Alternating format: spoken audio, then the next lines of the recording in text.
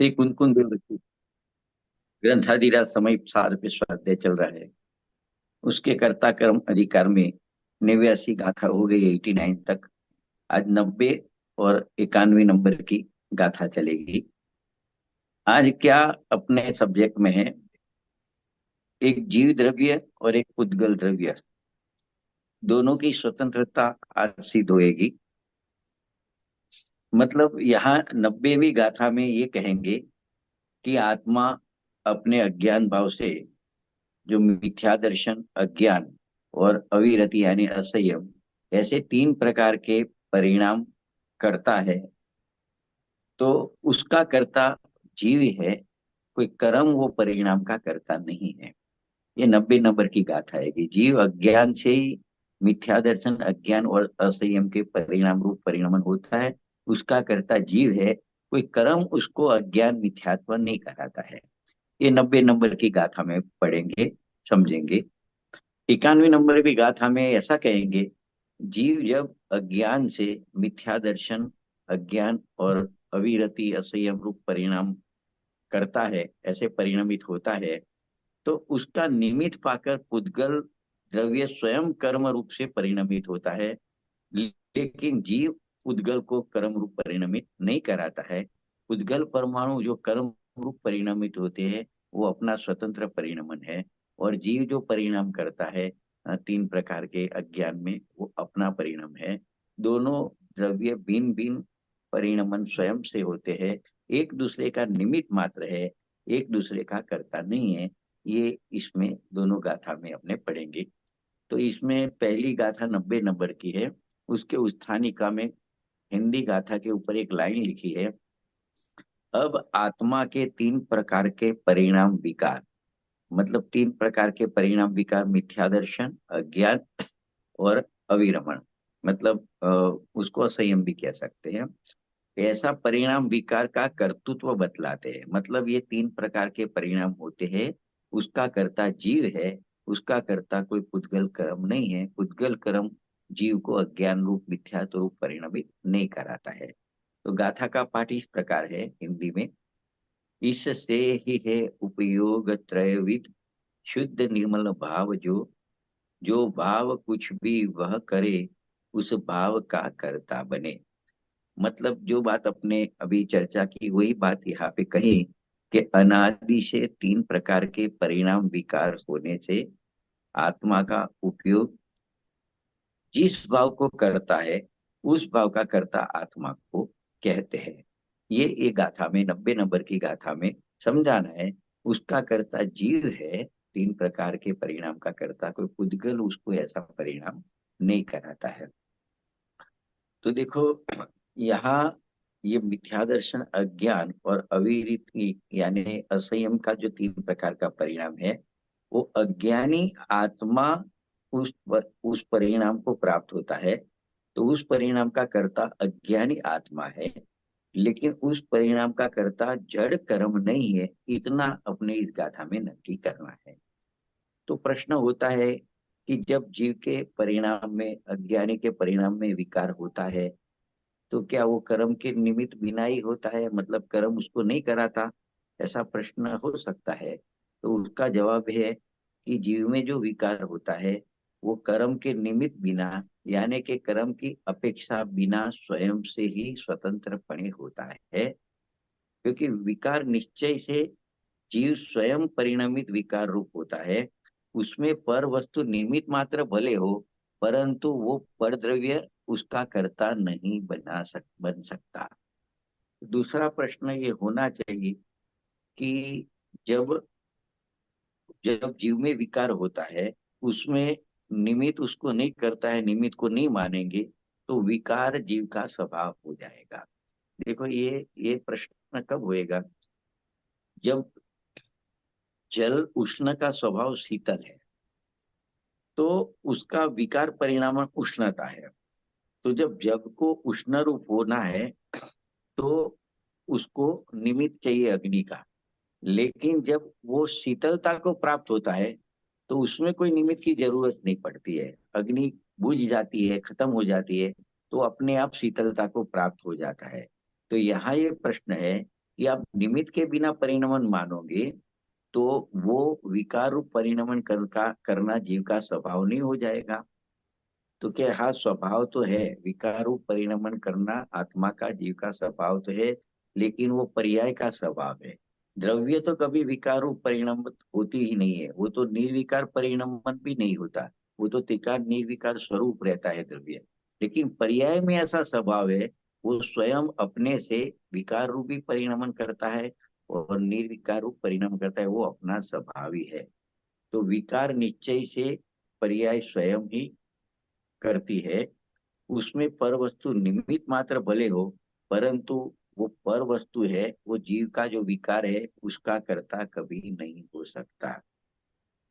तो देखो, और एक प्रश्न उपस्थित इसमें होना चाहिए कि यदि विकार पर के मतलब इसमें एक सामान्य अपेक्षा से भी देखे तो लौकिक जन ये जो सृष्टि का परिणमन होता है उसका कर्ता ईश्वर को मानते हैं। तथा कोई कोई जो जैन धर्म को नहीं जानते, ऐसे जैनाभासी होते हैं, वो भी जीव में जो सुख दुख होता है उसका कर्ता अ, कर्म को मानते हैं, जड़ कर्म को। परंतु वस्तु स्वरूप असली में ऐसा नहीं है। सृष्टि का जो परिणमन जहां जहां जो जो होता है वो अपने में होता है। जड़ कर्म का जो परिणाम होता है वो जड़ कर्म में होता है। और जो दुख का अनुभव अज्ञान अवस्था में होता है वो दुख का परिणमन जीव का स्वयं अपने को अपने से होता है।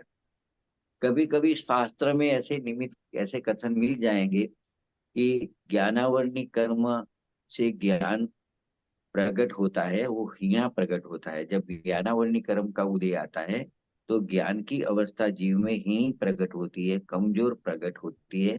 ऐसा कथन आता है कि ज्ञानावरणी कर्म का आवरण से जीव की दशा हीनी होती है। लेकिन जब ऐसा कहीं आगम में कहा है, सिद्धांत शास्त्र में कहा है, तो वहां ये समझना चाहिए कि जब जीव की ज्ञान का परिणमन की योग्यता हीन रूप प्रकट होने की है, तब ज्ञानावरणी क्रम का आवरण उदय रूप होता है। ये निमित्त का ज्ञान कराने के लिए इस प्रकार से कथन कहा जाता है कि जब ज्ञानावरणी क्रम का उदय होता है, उसका आवरण होता है, तब ज्ञान की पर्यायहीनी होती है। और जितना जितना ज्ञान आवरणी कर्म का क्षयोक्षम होता है, इतनी ज्ञान की पर्याय का विकास होता है। तो जब कर्म तरफ से कथन किया जाता है जिनवाणी में, तो वहां तो कर्म जो निमित्त में है वो निमित्त का ज्ञान कराना होता है, और कोई बात नहीं हुए। बाकी देखो कि जीव की पर्यायहीनी हुए या विकास रूप हुए, वो कैसे होती है।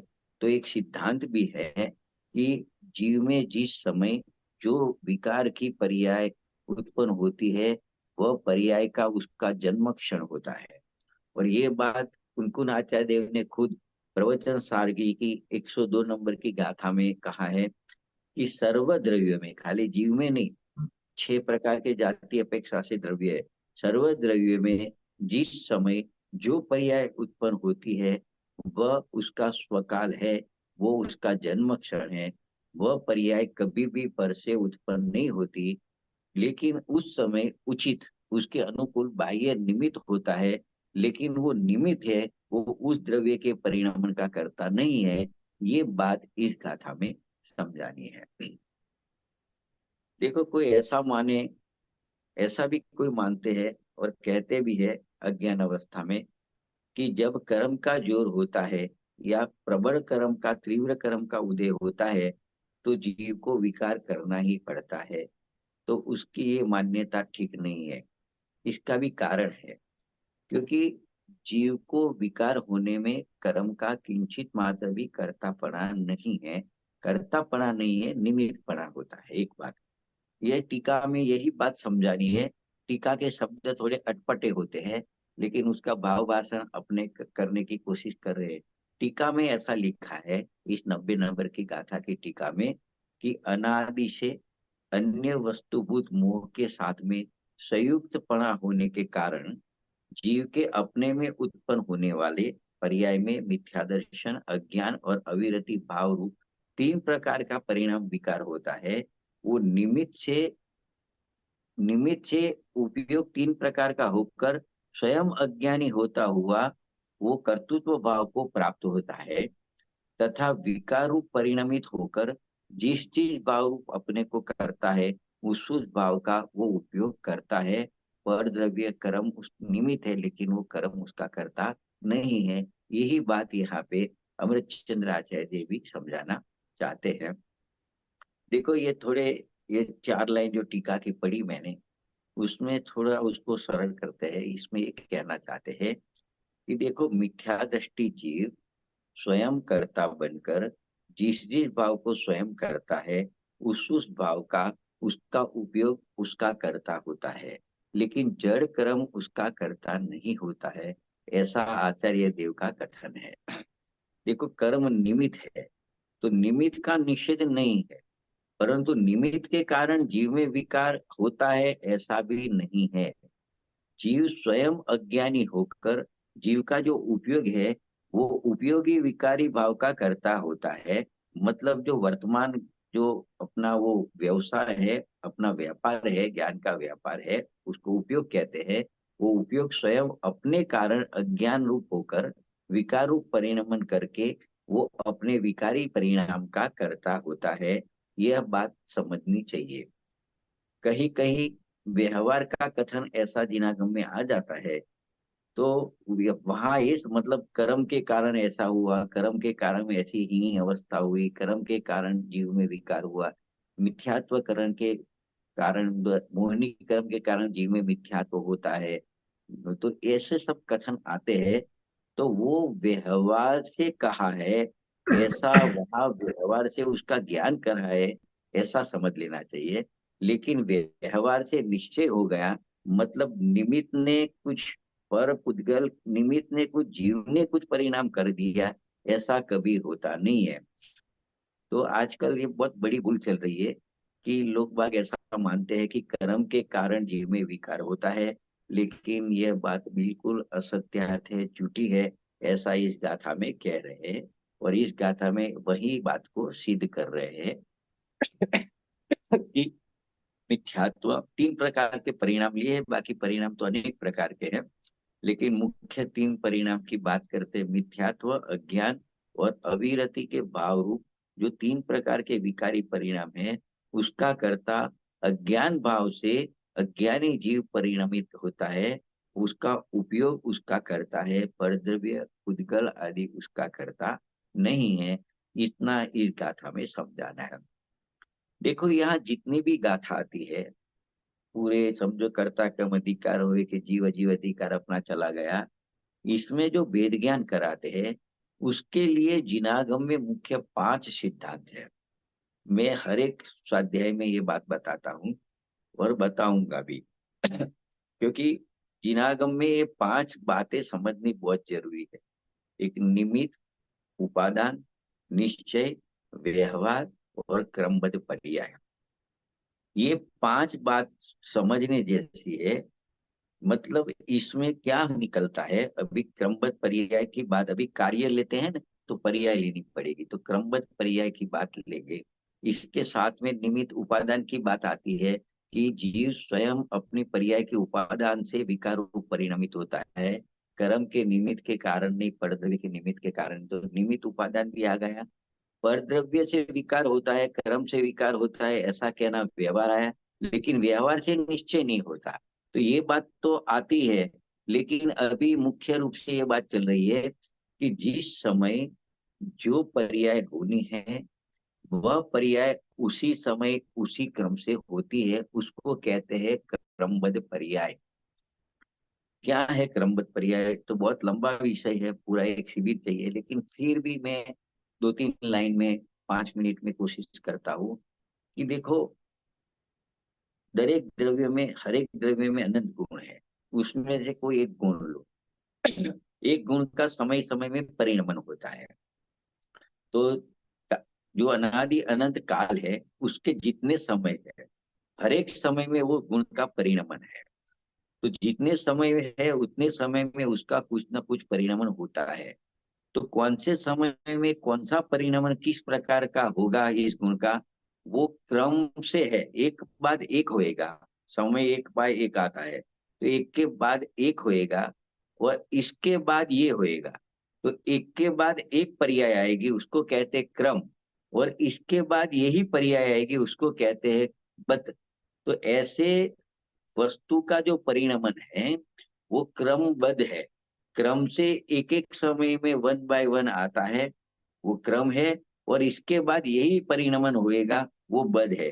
तो इसके लिए यहाँ पे कहा कि जिस समय जो पर्याय होनी है वह पर्याय उसी समय उसी क्रम से होती है। उसमें एक दृष्टांत बहुत सिंपल है समझने के लिए, कि जैसे मोती की माला होती है, अपने मोती ऐसे फिराते हैं, तो मोती क्रम से एक एक आते हैं। एक तो ये बात हुई। और वो भी मोती एक के बाद एक तो आता है, लेकिन इसके बाद ये ही आएगा, उसके बाद उसके आगे वाला ही आएगा। तो एक क्रम भी निश्चित है, और वो बधा हुआ भी कि इसके बाद यही मोती आएगा, इसके बाद यही मोती आएगा। तो देखो, अपनी माला में तो ऐसे 3 मोती आगे पीछे कर सकते हैं, माला फिराने में हो सकता है। लेकिन ये माला समझो कि जो आरस पत्थर में मतलब उतरी हुई होती है ना, जो टंकोत्कीर्ण की हुई है, वो माला लेंगे, उसमें कुछ आगे पीछे नहीं होगा। उसके जो माला के वो मणके होते हैं, मोती होते हैं, वो एक के बाद एक, और इसके बाद यही आएगा, वो फिक्स उसमें खली मतलब खली वो फिक्स रहते हैं। तो इस प्रकार जितनी भी पर्याय है गुण की, वो एक के बाद एक आती है, और इसके बाद यही आएगी, वो निश्चित है। तो जिस समय जीव में कोई भी द्रव्य में जो पर्याय होनी है वो पर्याय आती है, उसमें पर द्रव्य की कोई अपेक्षा होती नहीं है। वो अपना गुण का परिणमन है। तो एक के बाद एक पर्याय आएगी, और इसके बाद यही पर्याय आएगी, वो भी फिक्स है। इसको कहते हैं क्रमबद्ध पर्याय। मतलब जिस पर्याय के प्रकट होने का जो काल होता है, वह पर्याय अपने से उसी काल में प्रकट होती है, आगे पीछे भी प्रकट नहीं होती, और दूसरे से दूसरे की जरूरत ही भी नहीं होती, क्योंकि उसका प्रकट होने का काल आएगा तो वो स्वयं से प्रकट होती है। उसमें परद्रव्य का किंचित मात्र भी कोई रोल होता नहीं है। अभी देखो, कोई भी कार्य होता है, पर्याय होती है, तो उसमें एक 5 समवाय भी आते हैं। वो पांचों समवाय कोई भी कार्य में एक साथ में रहते हैं, हर एक कार्य में एक साथ में रहते हैं। वो 5 समवाय क्या होते हैं? एक तो जो कार्य होता है उसकी काल लब्धि होती है, काल लब्धि होती है तभी कार्य होता है। दूसरी भवितव्यता या होनहार, उस पर्याय की जैसी होनहार है ऐसी ही होती है। 2 बात हुई। और उसका जो स्वभाव है उस प्रकार का ही होता है, तो स्वभाव भी आता है, तीसरा समवाय। चौथा पुरुषार्थ भी उसी प्रकार का होता है, तो चौथा पुरुषार्थ है। और पांचवा, उसमें परद्रव्य का निमित्त भी योग्य उचित निमित्त भी रहता है। तो कोई भी एक कार्य जब पर्याय में स्वयं अपने से होता है, तो उस समय ये 5 समवाय होते हैं। तो उसमें अपना जैसा स्वभाव है वैसा ही परिणमन होता है। एक बात, जिस काल में होना है वो कार्य उस काल में ही होता है, उसको काल लब्धि कहते हैं। जैसा कार्य होना है वैसा ही होता है, उसको होनहार कहते हैं या भवितव्यता कहते हैं। उसमें योग्य वैसा ही पुरुषार्थ रहता है, जैसा कार्य होता है वैसा ही पुरुषार्थ होता है, वो भी अपना पुरुषार्थ है। और निमित्त खाली पर द्रव्य है, तो वो तो मात्र निमित्त होता है, बाकी कार्य सब अपने से अपने में होता है।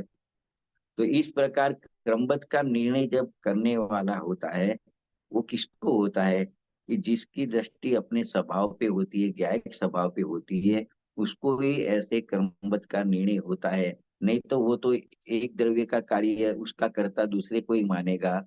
पर्याय स्वतंत्रपणे अपने से होती है, उसको ये बात कभी समझ में नहीं आएगी। जब अपने त्रिकाली ज्ञायक स्वभाव के ऊपर दृष्टि जाएगी, पर्याय से दृष्टि हटेगी, तो पर्याय में तो काम अपने आप होता है, होता रहेगा। तो उसको समझ में आएगा कि ये पर्याय तो स्वयं अपने से क्रमबद्ध होती है, वो उसको समझ में आएगा। तो यहाँ इस गाथा में यही बात बतानी है इस प्रकार से, कि उपयोग स्वयं अज्ञानी होकर मिथ्या दर्शन आदि विकारी परिणामों का करता होता है। उपयोग अपने जो जो भाव को करता है, उन उन भावों का वो करता होता है। वह पर्याय रूप उपयोग की बात है। त्रिकाली उपयोग तो द्रव्य में स्थित है, वो तो इससे भिन्न है, वो तो शुद्ध है, निरंजन है। तो वो पर्याय रूप जो उपयोग होता है जिसमें परिणमन होता है, वो वो जब पर का लक्ष्य करता है उपयोग, अपना ज्ञान पर के लक्ष्य में जाता है, तो तब जब जब पर का लक्ष्य होता है तब तक उसमें विकार होता है, और उस विकार का करता वो उपयोग स्वयं होता है। जड़ कर्म का उसमें निमित्त होता है, लेकिन अपने विकार का कर्ता जड़ कर्म नहीं होता है। तो मिथ्या दर्शन, अज्ञान अथवा रागादि, पुण्य पाप के परिणाम जो जो विकार होते हैं, उन सब विकार रूप स्वयं परिणमन करके उपयोग उसका करता बनता है।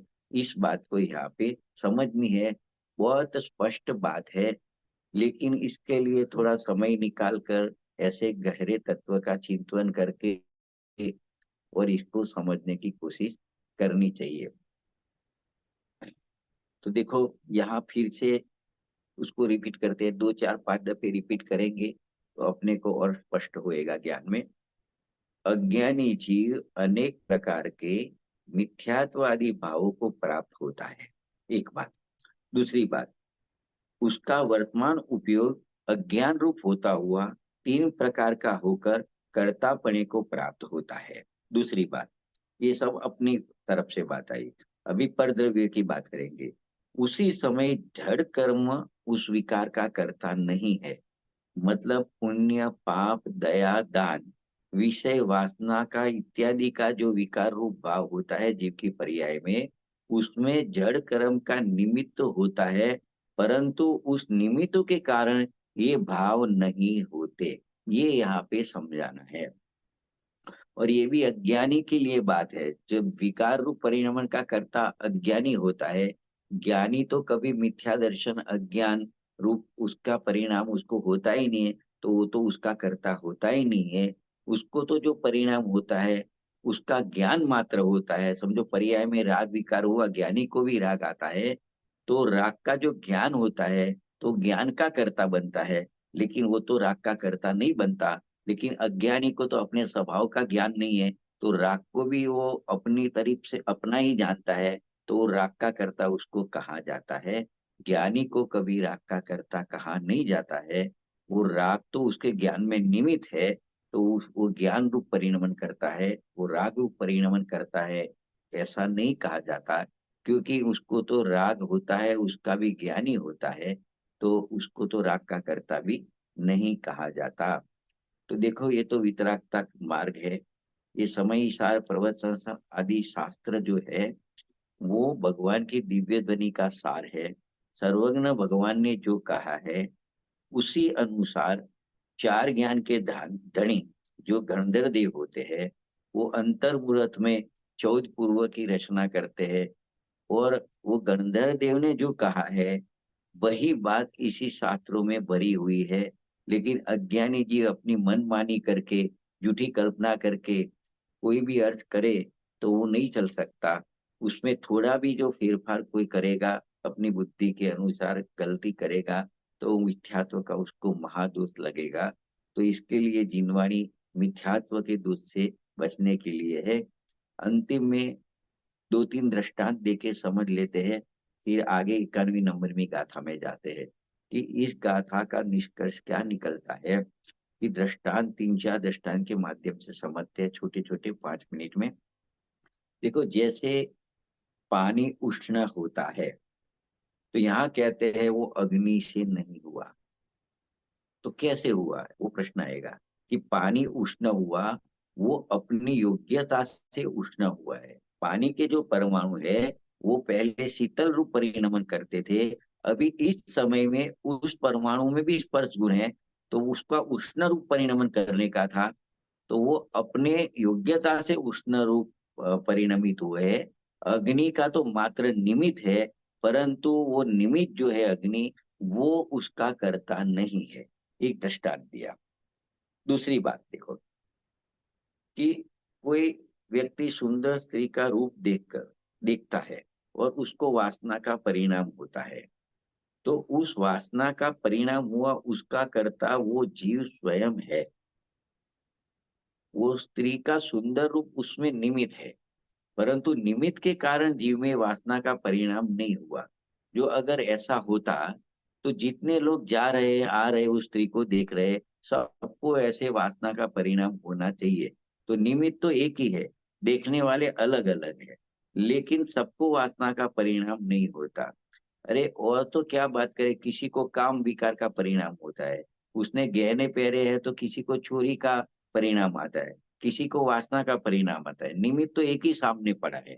कोई वैरागी पुरुष निकलेगा संत साधु, तो वो सोचेगा कि इसकी इतनी जवानी है, धर्म मार्ग में लग जावे तो अच्छा है, उसका कल्याण हो जावे।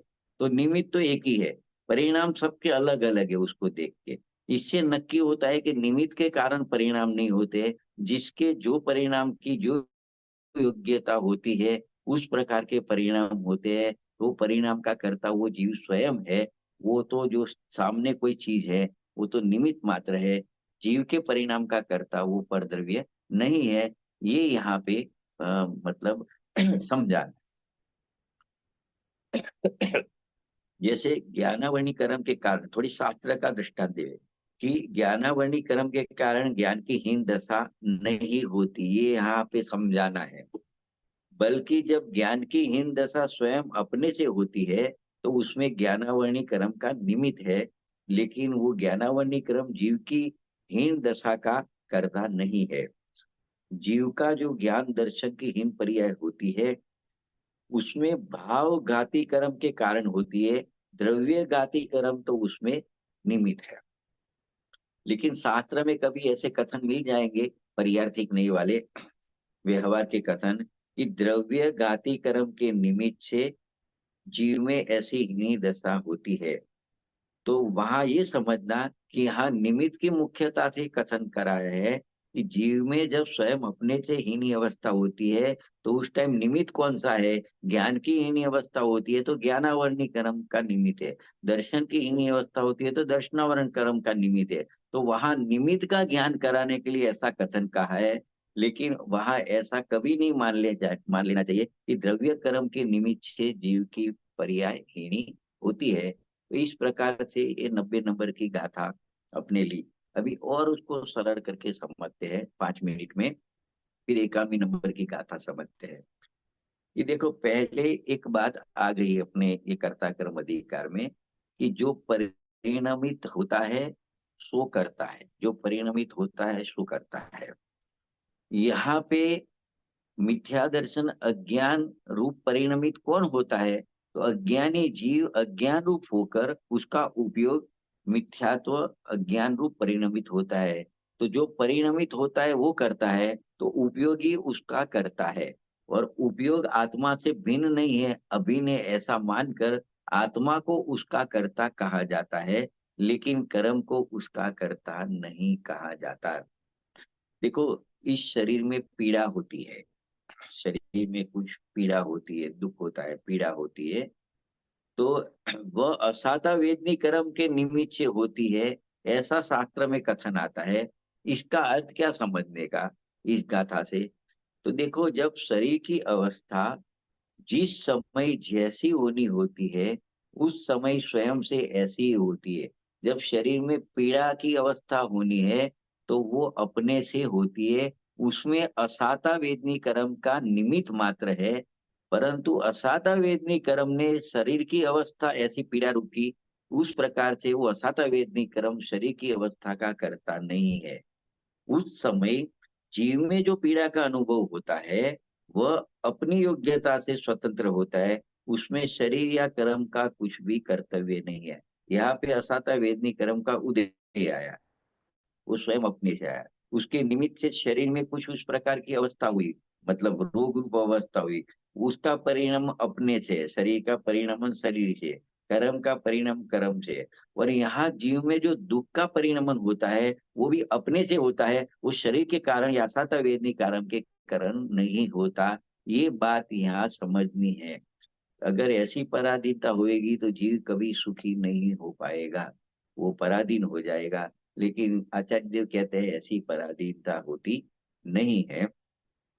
बाद में जो जो अच्छे अच्छे अनुकूल सहयोग मिलते हैं तो उसमें साता वेदनी कर्म का निमित्त मात्र होता है, लेकिन वो सहयोग लाने में वो कर साता वेदनी कर्म कुछ करता नहीं है। संयोग का आना अपने से होता है, कर्म का उदय अपने से होता है, और जीव वहां कुछ सुख रूप अनुभव करता है, उसमें सुख बुद्धि करता है नहीं, दुखी है, लेकिन वो सुख बुद्धि वो परिणाम अपने से है।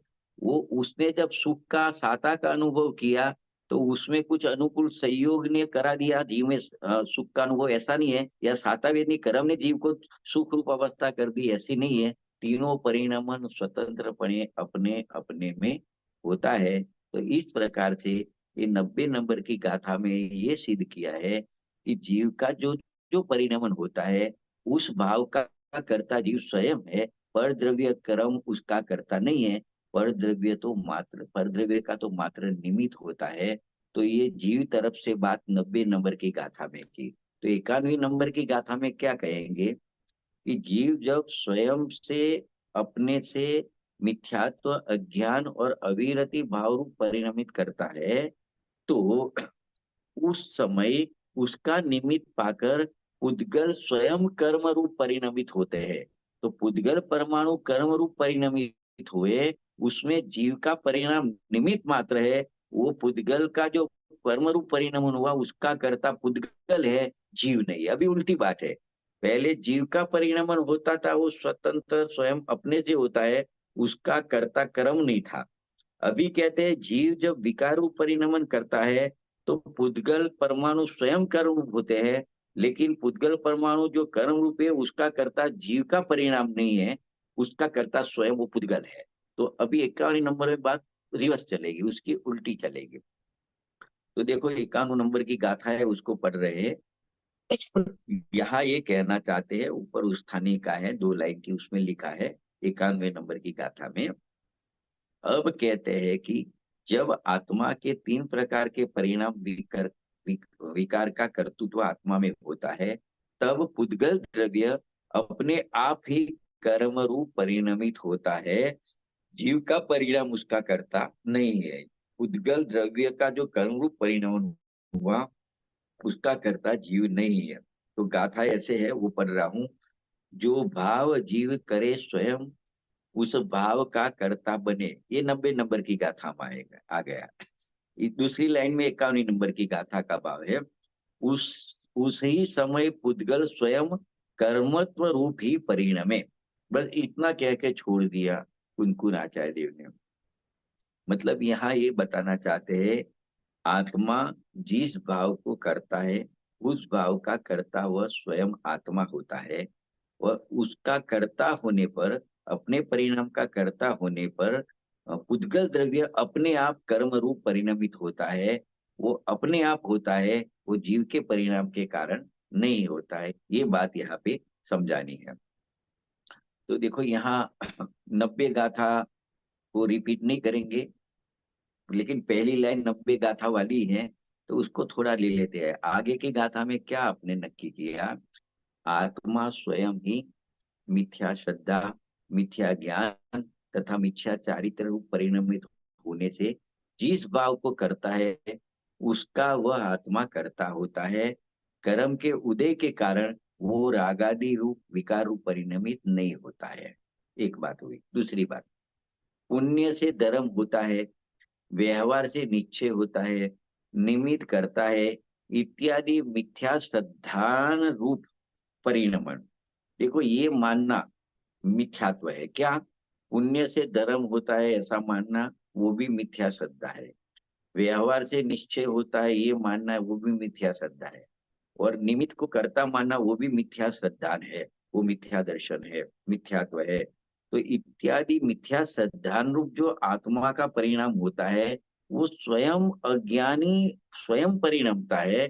कोई दर्शन मोहनी कर्म का उदय आया इसके लिए वो ऐसे मिथ्यात्व रूप परिणमन करता है, ऐसा नहीं है। ऐसा 90वीं गाथा में बताया।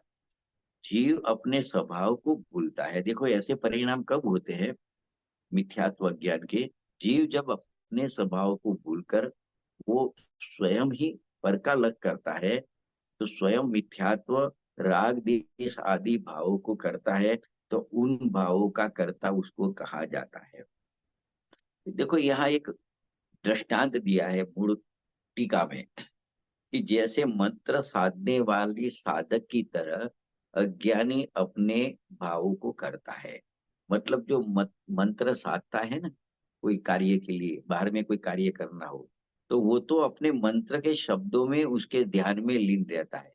इस प्रकार अज्ञानी तो अपने जो विकार रूप परिणमन होते हैं उसको ही करता है, उसका स्वयं करता बनता है। मतलब क्या कहना है, आत्मा का जो भाव होता है, विकार रूप परिणमन रूप भाव होता है अज्ञानी का, उसका निमित्त भूत होने पर उद्गल द्रव्य स्वयं से कर्म रूप परिणमित होता है। वो जीव का विकार जो भाव है उसको परिणमित नहीं करता है। तो देखो इसके मंत्र के साथ में क्या बैठता है, यहाँ क्या कहना है कि मंत्र बोलने वाला तो खाली मंत्र को साधता है, मंत्र के शब्दों का ध्यान करता है। ये बाजू समझो कि मंत्र क्या होता है कि समझो कोई कंकर है, उसके ऊपर साधना करता है, तो सर्प आदि वो कंकर की वजह से आ नहीं सकता है।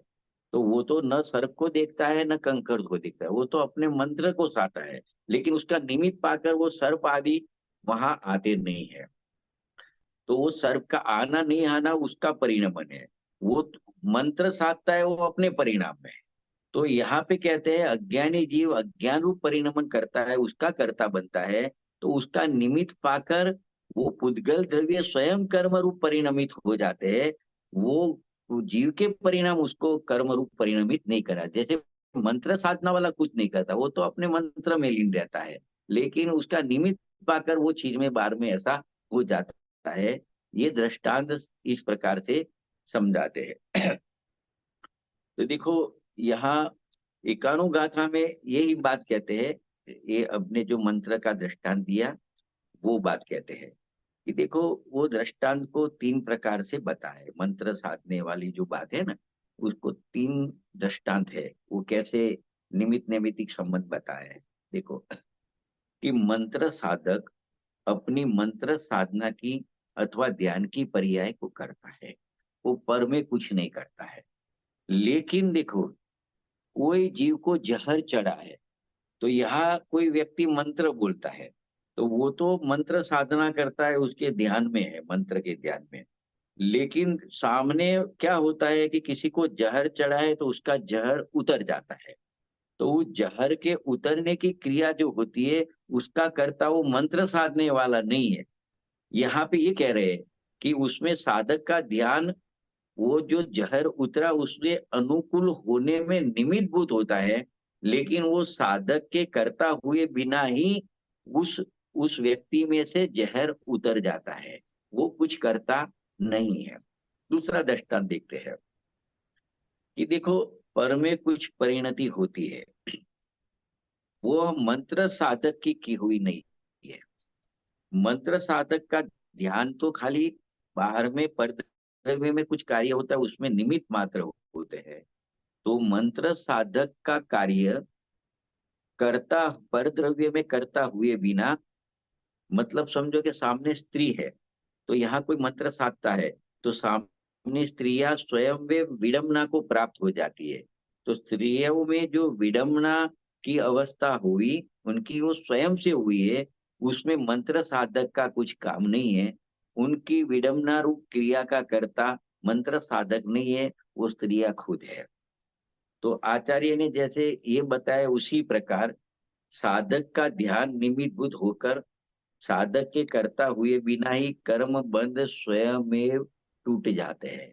मतलब जो ये अपने आगम के मंत्र साधता है वो तो अपने मंत्र में लीन रहता है, लेकिन जो अनादि के कर्म बंधे हैं वो कर्म जड़ जाते हैं, निर्जर जाते हैं। वो कर्म को कुछ नहीं करता, वो तो अपने जो ओम मंत्र है, नमोकार मंत्र है, अपना गायक का मंत्र है उसमें लीन रहता है बस। और ये बाजू कर्म है वो अपने आप टूट जाते हैं, छूट जाते हैं, खर जाते हैं और अपने आत्मा से भिन्न पड़ जाते हैं। वो कर्म को कुछ नहीं करता, ये यहाँ पे समझना है। तो इस प्रकार निश्चय व्यवहार को भी समझना चाहिए कि व्यवहार रत्नत्रय का जो परिणाम होता है, व्यवहार रत्नत्रय का परिणाम क्या होता है और निश्चय रत्नत्रय का परिणाम क्या होता है कि साधक जीव को, जो ज्ञानी है, उसको अपने आत्मा के आश्रय से जो निश्चय, सम्यक दर्शन, सम्यक ज्ञान, सम्यक चारित्र और वितरागता का जो मार्ग प्रकट हुआ है, मोक्ष मार्ग, उसको कहते हैं निश्चय रत्नत्रय। और बाहर में जो राग रहता है श्रद्धा ज्ञान चारित्र का, उसको कहते हैं व्यवहार रत्नत्रय। तो बाहर में जो उसके अनुकूल राग होता है, जैसे कोई मुनि है, साधु है, उसको आहार विहार निहार वगैरह का धर्म उपदेश देने का राग रहता है, वो सब व्यवहार का परिणाम है। तो यहाँ पे कहता है व्यवहार रत्नत्रय का परिणाम कभी निश्चय रत्नत्रय का कर्ता नहीं बनता है। वो कर्ता बने बिना ही निश्चय रत्नते का परिणाम जीव के स्वभाव के आश्रय से स्वयं परिणमित हो जाते हैं। मतलब निश्चय रत्नते है वो व्यवहार रत्नते के कारण नहीं होता है। उसको जिनागम में परंपरा कारण कहा है, वहां ये समझना चाहिए कि ये व्यवहार से उपचार का कथन है। लेकिन ज्ञानी अपने स्वभाव के आश्रय में रहता है तो उसको निश्चय रत्नत्रय का परिणाम रूप मोक्ष मार्ग प्रकट होता है, उसकी वृद्धि होती है और उसकी पूर्णता होती है। वो व्यवहार जो राग रहता है, वो राग से वितरागता की वृद्धि, विशेष वृद्धि और पूर्णता कभी नहीं होती है। लेकिन वो निश्चय रत्नत्रय के साथ ऐसे शुभ राग होते हैं व्यवहार रत्नत्रय के, इसके लिए उसको परंपरा का कारण कहा जाता है। तो यहाँ पे ये नक्की कथन है कि जब जड़ व चेतन की पर्याय होती है, जड़ की जड़ में होती है, चेतन की चेतन में होती है, उस समय ज्ञानी होता है। तो ज्ञानी अगर उसकी उपस्थिति होती है तो ज्ञानी को उसमें निमित्त कहा जाता है। कि जड़ चेतन की परिणति में ज्ञानी का क्या निमित्त आया, कि समझो कि जो चारित्र मोहनी कर्म जो अनंतानुबंधी गाया है तो अप्रत्याखाना वर्णी कर्म जाता है, तो वो जड़ का परिणमन है। तो ज्ञानी ने ये कर्म का अभाव किया ऐसा कहने में आता है। और वितरागता उसको प्रकट हुई थी, तो वितरागता बड़ी, तो ज्ञानी को ये चेतन की पर्याय जो होती है उसका उपस्थिति होती है, तो उसको निमित्त कहा जाता है। लेकिन उसको निमित्त कर्ता नहीं कहा जाता है। निमित्त व निमित्त कर्ता, ये दोनों, एक निमित्त और निमित्त कर्ता, वो दोनों में बहुत अंतर है। अज्ञानी मिथ्या दृष्टि जीव राग देश को करता है, तो उसकी जो जो क्रिया होती है, भोग आदि की भी क्रिया होती है, तो उसका निमित्त कर्ता अज्ञानी को कहा जाता है।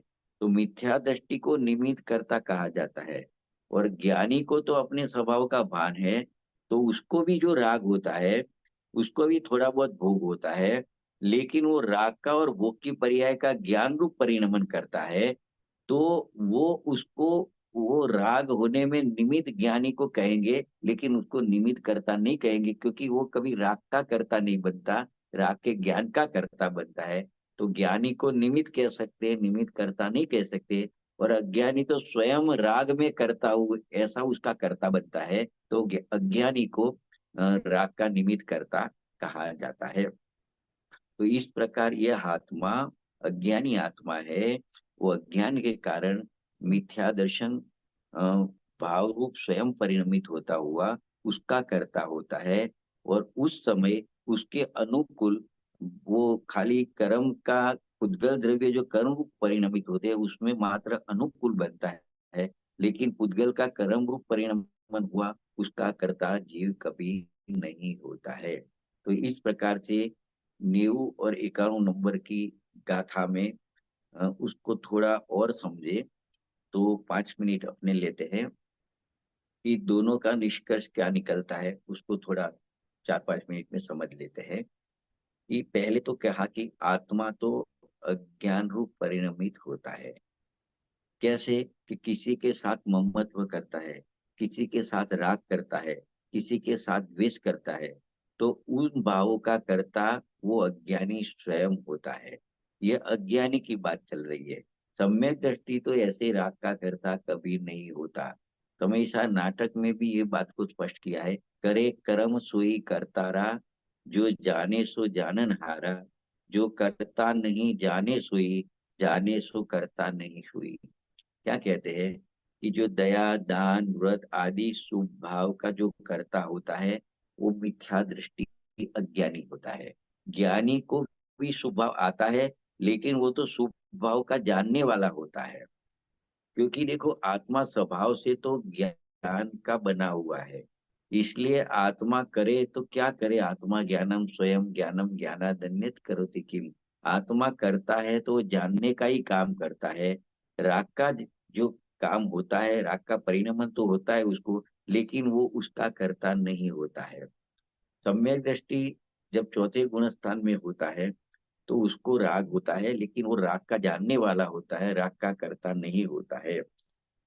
तो इस प्रकार से ज्ञानी को राग का परिणमन है, इस अपेक्षा से उसको राग का कर्ता व्यवहार से कहा जाता है।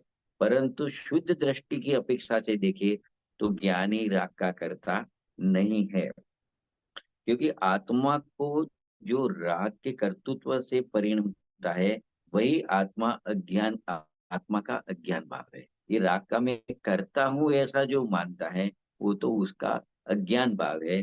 तो अज्ञानी जीव अज्ञानवश किसी के साथ ममत्व करता है तो वो मिथ्यात्व भाव करता है, किसी के साथ राग करता है, किसी के साथ द्वेष करता है, इत्यादि प्रकार से जो जो भाव करता है, उन उन भावों का अज्ञानी स्वयं करता होता है। जैसे वो ऐसे जानता है, मानता है कि ये मेरी लक्ष्मी, मेरा मकान, मेरी संपत्ति, मेरा पुत्र, मेरी इज्जत आबरू इत्यादि प्रकार से ममकार करता है, यह ममकार ही मिथ्यात्व भाव है। और अज्ञानी उन बाह्य पदार्थ को देखकर उनके अनुकूल प्रतिकूल मानकर उसमें प्रीति अप्रीति करके राग द्वेष करता है। लेकिन वो बाह्य वस्तुएं होती है, वो अज्ञानी के राग द्वेष का कारण नहीं है, क्योंकि पर वस्तु तो मात्र ज्ञेय है। उनको यह जीव अनुकूल प्रतिकूल मानकर स्वयं अज्ञानी जीव राग द्वेष करता है। ऐसे आत्मा दिखा जावे तो आत्मा तो आनंद का पिंड है, ज्ञान का पिंड है, ज्ञान आनंद का दरिया है। और वो ऐसे आत्मा की शरण में जो जीव जाता है, उसको अतीन्द्रिय आनंद का वेदन आता है। तो सम्यक दृष्टि जीव को तो आनंद का ही वेदन आता है, वो तो आनंद का वेदन करता है। फिर भी उसको साधक दशा में, अपूर्ण दशा में जो जो राग आता है, उसका वह ज्ञाता रहता है। तो दृष्टि से देखा जाए, दृष्टि अपेक्षा से देखा जाए, तो ज्ञानी राग का कर्ता भोक्ता नहीं होता। वो धर्मी जीव को भले शुभ राग आएगा, परंतु धर्मी जीव है, धर्मात्मा है, वो राग को दुख रूप मानता है, हे मानता है। और अज्ञानी राग को अपना कर्तव्य समझता है। दोनों में, ज्ञानी अज्ञानी में ये फर्क रहता है। और राग से अपने को अज्ञानी सुखी मानता है। इस प्रकार दोनों की मान्यता में जमीन आसमां का फर्क रहता है। अज्ञानी विकार के कर्तापने से परिणमता है, और ज्ञानी विकार के अकर्तापने से परिणमित होता है। यह उसकी जो द्रव्य दृष्टि है उसका महात्म है, ऐसा ही द्रव्य दृष्टि का महात्म है। तो ऐसे इस प्रकार से कहते हैं कि जीव के भावों के निमित्त मात्र होकर उद्गल द्रव्य स्वयं अपने भावों से ही कर्म रूप परिणमित होता है, और जीव अपने भावों से परिणमित होता है। ऐसे परस्पर निमित्त निमित्तिक मात्र है। कर्ता तो दोनों अपने अपने भाव के ही है, यह निश्चय है। ऐसी 90 और 91 नंबर की गाथा में दोनों द्रव्यों की परिणमन की स्वतंत्रता अपने से भिन्न भिन्न है, ये बताई। एक दूसरे में निमित्त तो होता है, लेकिन एक दूसरे का कर्ता नहीं होता है। जब तक पर की कर्ता बुद्धि नहीं छूटेगी, तब तक तब तक सम्यक दर्शन होने का अवकाश नहीं है। और देखो, अपने अज्ञानी है तो अज्ञान से विकार रूप परिणामन अपनी गलती से, अपने भूल के कारण हो रहा है, तो वो अपना परिणामन है। कर्म कोई विकार नहीं कराता है। तो अपनी गलती भी, राग की गलती, मिथ्यात्व की गलती जब तक नहीं स्वीकारेंगे और कर्म को दोष देते रहेंगे, तो अपनी गलती कभी दूर नहीं होएगी।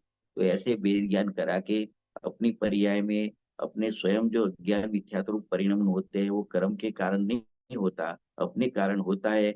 ऐसा जानकर मानकर अपने मिथ्यात्व अज्ञान को दूर करे, सम्यक दर्शन सम्यक ज्ञान की प्राप्ति करे। इस भावना से आचार्य देव ने ये दो गाथाएं लिखी है।